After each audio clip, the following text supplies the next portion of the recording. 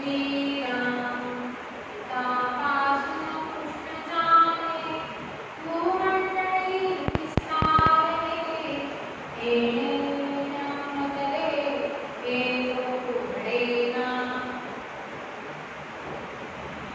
जे विश्व आहे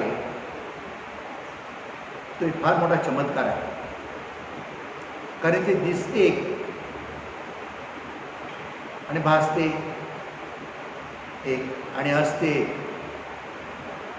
दिसणे, भासणे आणि असणे याचा मेळ बसत नाही.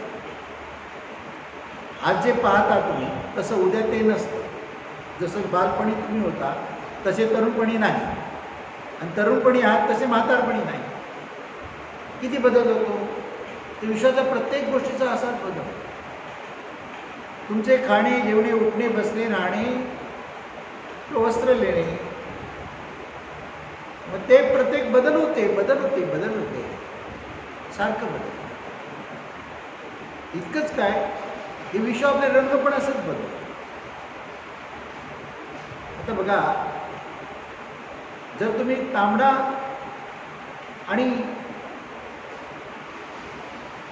हिरवा कलर एकत्र केला तर पिवळा होतो. काही रंग तुम्ही असे एकत्र केले तिसराच होतो. आपण याची कल्पनाच करू शकत नाही. हा रंग एकत्र बनेल, कल्पनाच करू शकत नाही. तसंच या जगामध्ये कधी कुठली गोष्ट काही होईल सांगता येईल. सरडा रंग बदलतो तशी माणसं पण रंग बदलतात. आजचं मत उद्या त्याचं नसतं. आजचा तुमच्याविषयीचा असणारा विचार त्याचा काही वर्षांनी तो राहील असं सांगता येत नाही. मी तुझ्यासाठी जीव देऊ शकतो असं म्हणणारा माणूस सुद्धा उद्या तुमचा दुश्मन तुमच्या दारात उभा राहू शकतो. ही सगळी माया आहे. कारण ह्याची निर्मितीच मुळात भेदातून झालेली आहे.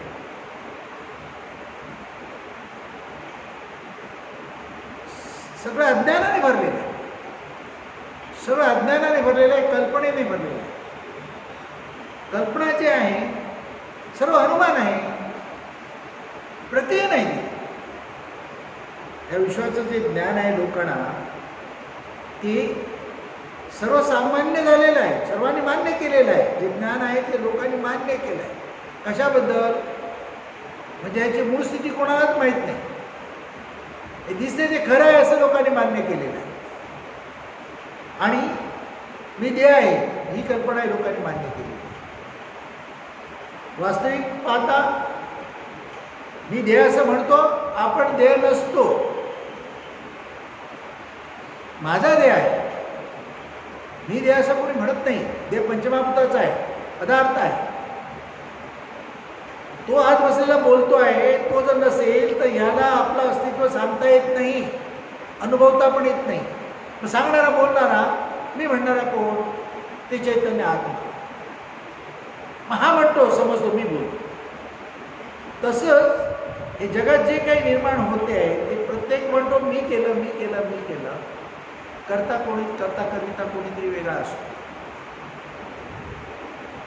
अरे मुळे जे झाले नाही त्याची वार्ता पुष्टी काही, जे झालेची नाही त्याची वार्ता पुष्टी काही. प्रत्यक्षात काही घडलेलं नाही आहे, स्वप्नच आहे, दीर्घ स्वप्न आहे. तरी ते खरे मानून चिंता करतो, खरे मानून त्याची चिंता करतो. आणि एक गोष्ट खरी आहे, सत्य आहे की इथे काहीच शाश्वत नाही आहे, सारखं बदलणार आहे. ह्याचा विसर पडल्यामुळे आपल्या आयुष्यात एखादी गोष्ट घडली आहे की जशी काय माझ्या जीवनभर मला माझा पाठपुरावा करणार आहे, पिच्छा करणार आहे, मला सतावणार आहे, हैराण करणार आहे, मला दुःख देण्याची कल्पना करतो, दुःख होतो. निर्गुण निराकार निश्चळ परब्रह्म, त्याच्यामध्ये नुसतं असं किंचित हालचाल झाली आणि संकल्प उठला, बस आहे. आणि ती कल्पना इतकी वाढली, इतकी फोपावली की त्याच्यातून पंचमहाभूते आणि मग त्याच्या 4 खाणीतून 84 लक्ष जीव योनी आणि एवढा पसारा पसरला. आणि तो पसारा दर 10 वर्षांनी 20 वर्षांनी बदलतोय. आज आहे ते उद्या असेल असं नाही. एखाद्या प्रांतात गेलात तर पुढे हिरवगार तुम्हाला दिसलेलं असेल, झाडीपडी खूप दिसलेली असेल. तिकडे काही दिवसांनी गेलं तर बिल्डिंग झालेल्या असतील, सिमेंटच्या डोंगर झालेले असते. बदल काही खरं नाही. म्हणून इथे प्रत्येक गोष्ट जी आहे ती निर्माण झालेली आहे ती पंचमहाभूतातून निर्माण झालेली, महाभूत त्याच्यात बसलेली आहे आणि ती सुद्धा मिथ्या आहे. त्यामुळे सर्व गोष्ट भेदाने भरलेली आहे. दिसते भासते तशी नाही आणि खरी दिसत भासत असली तरी नाश पावणारी आहे. हे ओळखले पाहिजे. हे चतुर ओळखतो. अज्ञानी ओळखत नाही म्हणून अज्ञानी दुःखी आहे. म्हणून आम्ही चातुर्य पाहिजे. चातुर्य म्हणजे ज्ञानदशा. गणपतीला का मानता तुम्ही? चतुर्दशा, चतुर्दशी दिवशी मानतात. चतुर्दशा आहे त्याची मंगलमूर्ती. पण कसा? सुख करता दुःख हरता, सुख करता दुःख हरता. चातुर्य आहे तिथे सुख आहे आणि दुःख हरण होणारच. ज्ञान आहे तिथे आपोआप होणार. चातुर्य ज्ञान. मी नेहमी सांगतो ना, कौशल्याच्या पोटी राम जन्मला, कैकेयीच्या पोटी नाही. कैकेयीच्या पोटी राम जन्मलेला नाही. कैकेयी अज्ञान आहे. कौशल्य चातुर्य आहे, ज्ञान आहे. म्हणून राम जन्मला. तुमच्या ठिकाणी असणारा राम जो आत्मा राम आहे, तुमच्यातली चातुर्य असेल तर तुम्हाला तो कळेल. तुमच्यातली अज्ञान दशा दूर झाली तर तुमची हीन दशा पण जाते. आणि चातुर्य अंगी मांडले तर तुम्हाला सुख शांती समाधान लाभते, मोक्ष मुक्ती प्राप्त. जे सत्य आहे ते जाणले पाहिजे आणि मिथ्या आहे ते मिथ्या ओळखून समजून त्याच्याशी व्यवहार केला पाहिजे. व्यवहार तुम्ही करायचं सोडू शकत नाही. तर देहाला ज्या मायेची गरज आहे, हे जे विश्व दिसते आहे मायावी, त्याची देहाला गरज आहे देह जगण्यासाठी. पण ती किती आहे याचा विवेक करता न आल्यामुळे देह दुःखी आहे. किती गरज आहे मला देह जगण्यासाठी हा विवेक करता आला नाही म्हणून हवा वाढली आणि दुःख भोगतो. तुमच्या कर्मामुळे तुम्ही दुःख भोगतात. तुमच्या कर्मामुळे तुमचा प्रारब्ध लिहितात. तुमचे कर्म विवेकपूर्ण असेल, वैराग्याने भरलेलं असेल तर जे काही होईल तुमच्याकडून ते शुभकर्मेच असतील. आणि शुभकर्मे झाली तर तुम्हाला आनंदच आहे, तो कोणी हिरावून नेणार नाही. पण अज्ञान दशेमुळे, जीव दशेमुळे हवा वाढते, स्वार्थ लोभ मोह काम क्रोध वाढतो आणि मग अहंकार वाढतो आणि अज्ञान दशा प्राप्त होते आणि दुःख भोगायला लागते. म्हणून आम्ही चातुर्य मांडले पाहिजे. तुमचे मूळचे स्वरूप काय आहे? सच्चिदानंद, सत्य, नित्य, शाश्वत सत्य. चित्त म्हणून ते शाश्वत आहे, ज्ञानस्वरूप. आणि आनंद, आनंदमय आहे. म्हणजे तसे असून सुद्धा तुम्ही नेहमी दुःखीच असता तर तुम्हाला तुमचे स्वरूप कळले नाही. आहे एक, समजता एक. तुम्ही आत्मा आणि तुम्ही देह आहे मी असं समजता. हे दुःखाला कारण आहे. देह मी वापरायला घेतलेला, मी आत्मा आहे असा भाव पाहिजे. मी देह आहे आणि आत्मा माझ्यात आहे असं म्हणतात. हे विश्व परमात्म्यात सामावलेलं आहे, परब्रह्मात सामावलेलं आहे. विश्वात परब्रह्म आहे असे म्हणणे चुकीचे नाही, परंतु विश्वाच्या आतवर आहे. विश्व म्हणू शकत नाही परब्रह्म माझ्यात आहे, मी व्यापून ठेवलेलं आहे असं म्हणता येईल. परब्रह्माने व्यापले आहे, आत्म्याने देह व्यापलेला आहे. देह आत्मा व्यापत नाही. आत्म्याला लिमिटेशन आहे, लिमिटेशन नाही, लिमिटलेस आहे, अमर्याद आहे. आणि देहाला मर्यादा आहे. 70 किलो 80 पाऊंड 5 फूट साईज काय असेल ते मर्यादा आहे. त्याला मर्यादा नाही. मग तो काय सामावून घेणार एवढ्या मोठ्या आत्म्याला, एवढ्या परमात्म्याला, एवढ्या युनिव्हर्सला? विश्व सुद्धा सामावून घेऊ शकले नाही. तो तिन्ही विश्वाला पूर्ण उरलेला आहे. तिन्ही विश्व त्याच्यामध्ये असं ते तुमचे स्वरूप आहे. तुम्ही जाणते ती दशा कशी आहे? सच्चिदानंद ज्ञान स्वरूप. जिथे ज्ञान आहे आनंद आहे. ज्ञान असण्यासाठी चातुर्य असली पाहिजे. चातुर्य 14 विद्या 64 कला शिकले म्हणून चातुर्य येत नाही. सगळे भौतिकातल्या कला आहेत, नाशिवंत आहे. तुमच्याकडे कुठलीही डिग्री, पदवी, उपाधी असू दे, ती काही काळापुरती तुमच्यासाठी कामाची आहे. अध्याय गेला की त्याच्याबरोबर जाते. बाहेर पदवी असं दारावर so and so BA BEd MA delete PhD MD काय काय लिहिलेलं असतं. 3D उचलली की दुसऱ्याची म्हणतात काढा ती पाठी, काढा ती पाठी. पासबुकमधलं नाव पण जातं. घरदार नावावरचं तुमच्यात बंदी केलं जातं. ह्याचं काय आहे? ह्याचं काय नाही आहे, पण तुम्ही सगळं समजता याचं आहे. हा किती दीन आहे. दीन पण आहे. नुसता दीन नाही, हिन पण आहे.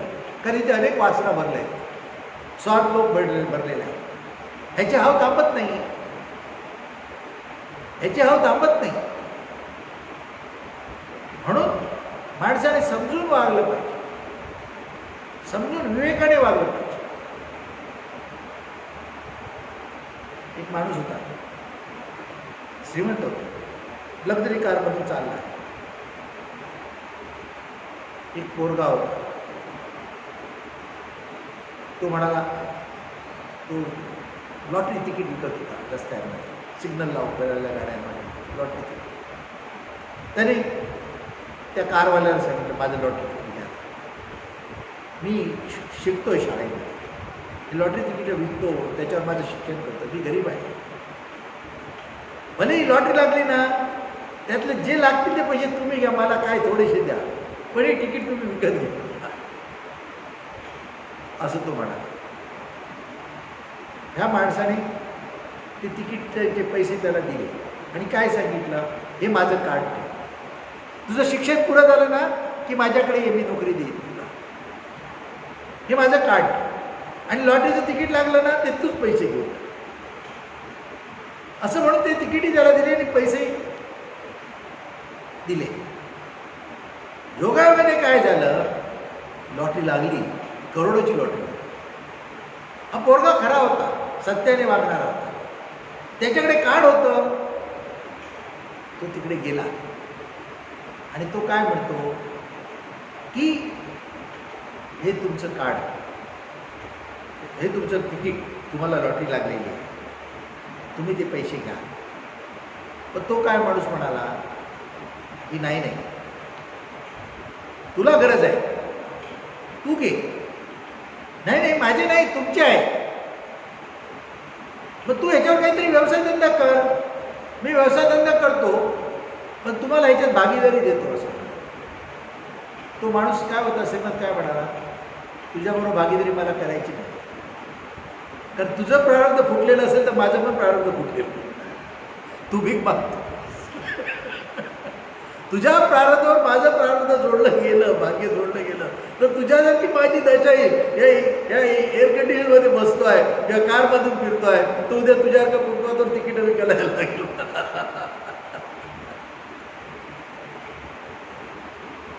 शिक्षण पुरं कर, नोकरी देतो शब्द दिलेला आहे, पण हे पैशाचा मालक तूच आहेस, मला काय नको यातलं. म्हणजे सांगायचं म्हणजे ही चतुराई आहे, चतुराई आहे. तुमच्या नशिबी आले तेच तुम्ही त्याची इच्छा करा आणि त्याच्यातही तुम्ही ज्ञानमार्गाने काय सुधारणा करू शकता ते करा. आणि ज्ञानमार्गाने जो तुम्हाला साधन मार्ग सापडेल, जीवन मार्ग सापडेल, साधन मार्ग पण आणि जीवन मार्ग जो सापडेल. साधन मार्ग परमार्थासाठी आहे, मोक्षमुक्तीसाठी आहे, आणि जीवन मार्ग आहे याची काळजी घेण्यासाठी आहे, ह्याला जगवण्यासाठी आहे. ते दोन्ही करा, आहे काय हरकत नाही. पण जेव्हा तुम्हाला ज्ञान असेल तर तुम्ही ते योग्य प्रकारे करा. आणि ज्ञान विवेकाशिवाय होत नाही, वैराग्याशिवाय येत नाही.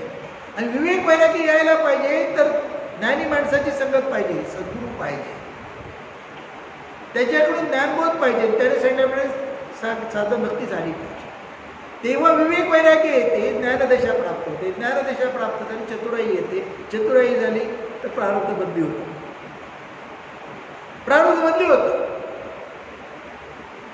तुम्ही तुमचे प्रारब्ध बदली करू शकता. कुठल्या देवाला मोठे हार चढून नाही, ते प्रारब्ध बदली होणार नाही.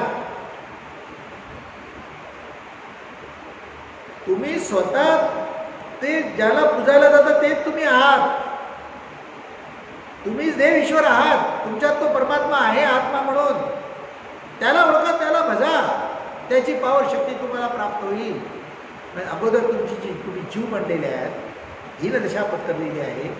स्वार्थ, लोभ, काम, क्रोध, मोह या सर्वामुळे, अहंकार या सर्वामुळे जी तुमच्यामध्ये जीवदशा आली आहे, जीवदशा आली आहे, तिचा त्याग करा. तो त्याग करण्यासाठी आपल्याला साधन भक्ती पाहिजे आणि त्याच्यासाठी आत्मज्ञानच पाहिजे. सर्व ज्ञानामध्ये श्रेष्ठ आत्मज्ञान म्हणून सांगितलं श्रीकृष्णाने भगवद्गीतेमध्ये. कारण बाकी सगळं ज्ञान आहे ते भौतिकाविषयीचं आहे, भौतिक नाशिवंत आहे, ते ज्ञानही नाशिवंत आहे.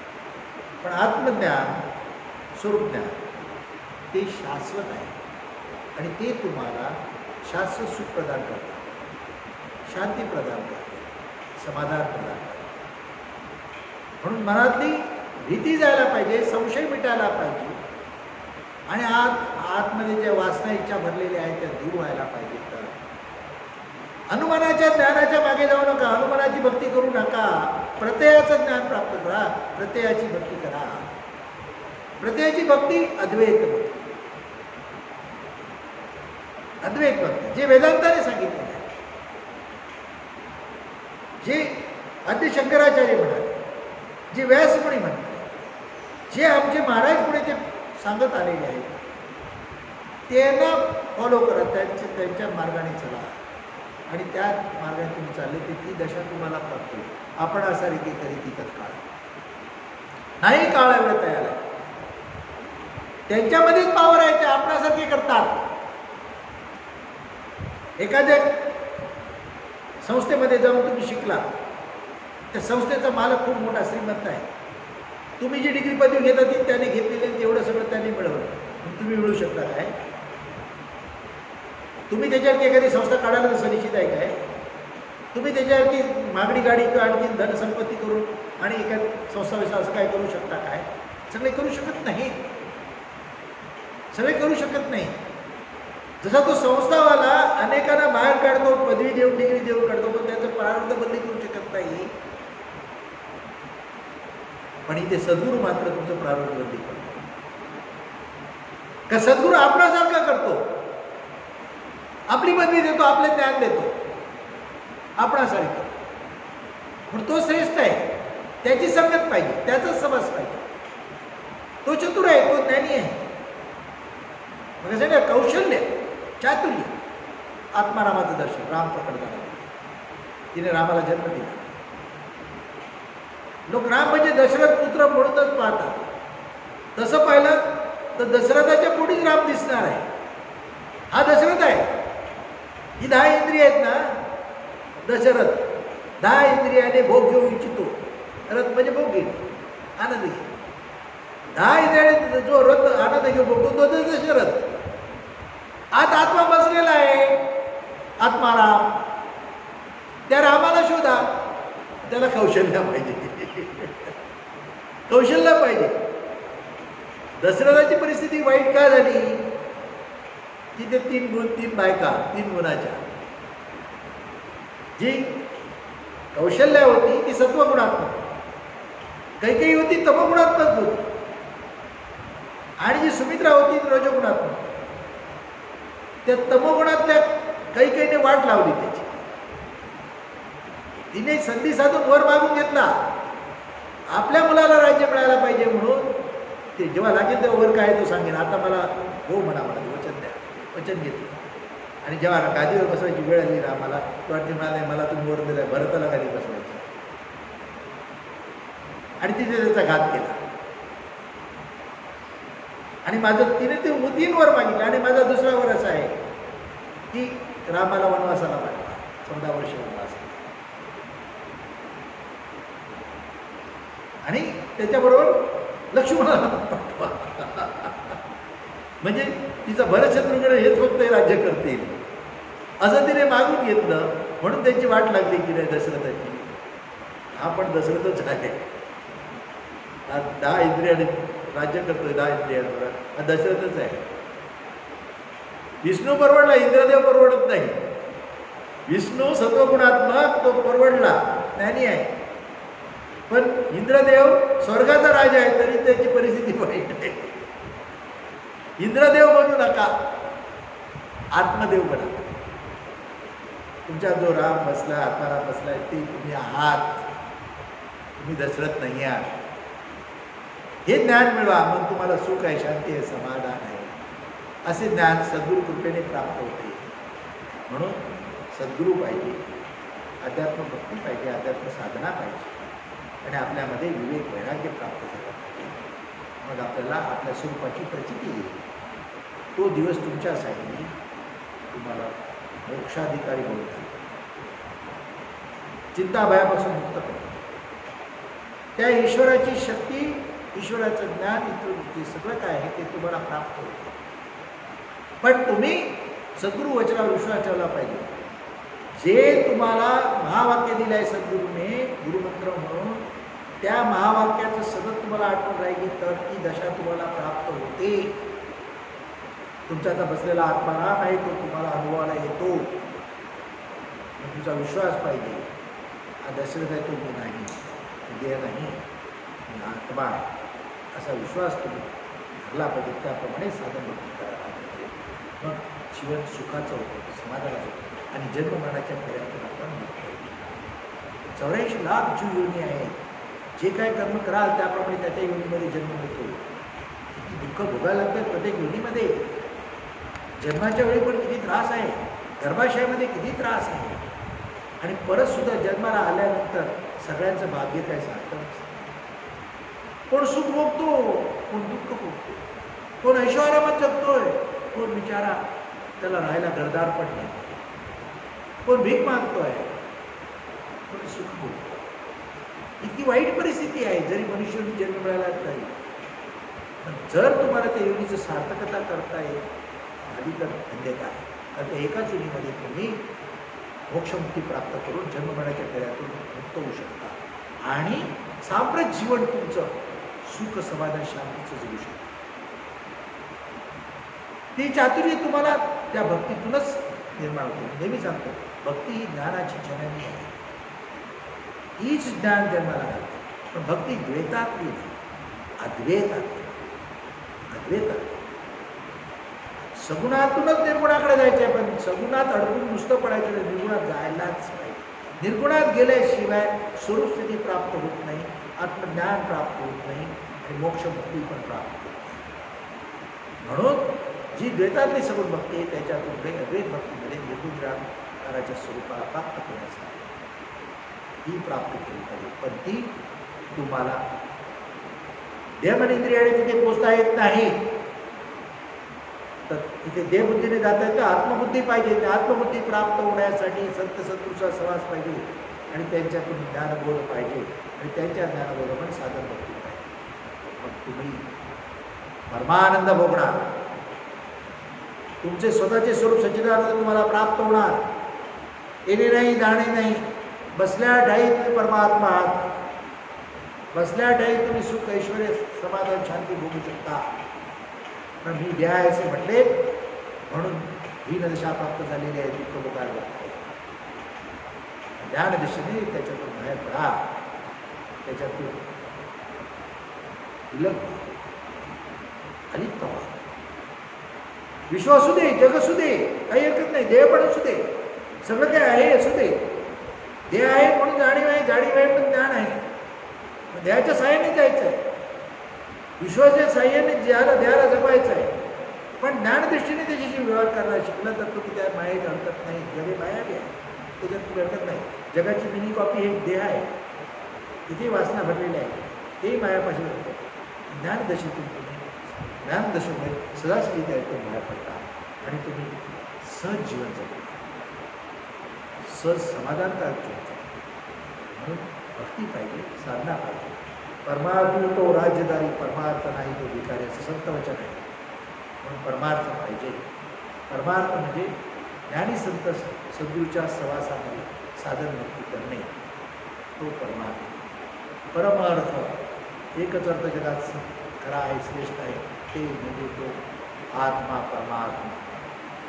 त्याला प्राप्त करणे तो परमार्थ. त्या दृष्टीने साधन भक्ती करा आणि जीवन सुखाचं करा. मोक्ष मुक्तीचे अधिकारी राजाधिराज श्रीरामेश्वर महाराज, राजाधिराज बाबासाहेब महाराज, सद्गुरुनाथ श्री निसर्गदत्त महाराज